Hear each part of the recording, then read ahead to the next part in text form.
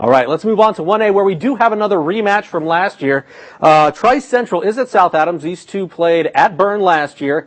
Trice Central won that 28-7. Trice Central coming off a nice victory against Sheridan last week. We know what Sheridan has been able to do in the playoffs year in and year out. But South Adams also coming off a rematch victory against Southern Wells, where they scored early off a couple of turnovers. Probably feeling pretty good if you're a South Adams guy right now. What's going to be the biggest key against Trice Central?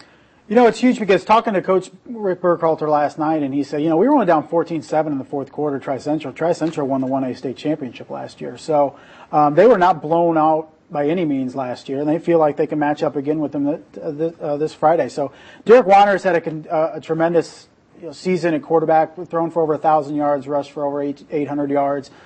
Getting him going early Friday. I think the big key at Southern Wells last week was, like you mentioned, scoring early, getting some turnovers, and kind of burying them early. And talking to Coach Burkhalter, too, he said, the schedule we play, the ACAC, in terms of the higher class of teams, really helps us once we come into 1A. So they're going to face Trice Central on Friday and are approaching it where whatever they show us, we've already seen from the likes of Leo and Heritage and Woodland this year. So they're not going to be intimidated at all. Trice Central's offense, you mentioned how prolific they are, 38 points a game, over 38 points a game.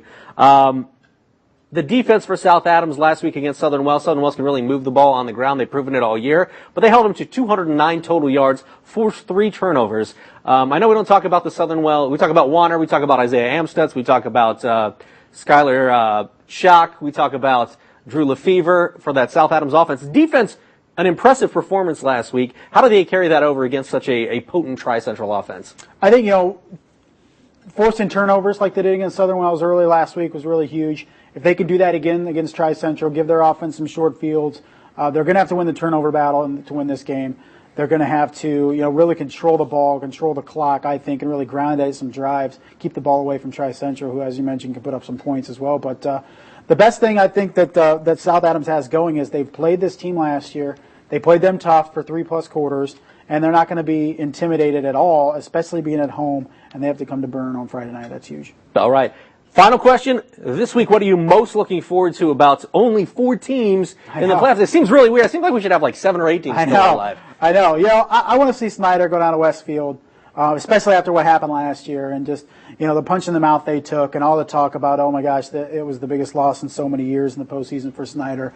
For them to go on the road this Friday with a rematch, and a lot of those seniors kind of ready to kind of totally erase that memory from last year and really take one step closer to a 5A state championship game. We'll see. All right, thank you very much. He is Justin. I'm Glenn. He'll have you covered all week long in the News Sentinel. We'll have you covered on Friday night in the Highlight Zone, and then we'll be talking about it next Monday here on Inside the Zone. For Justin, I'm Glenn, and we'll see you next week.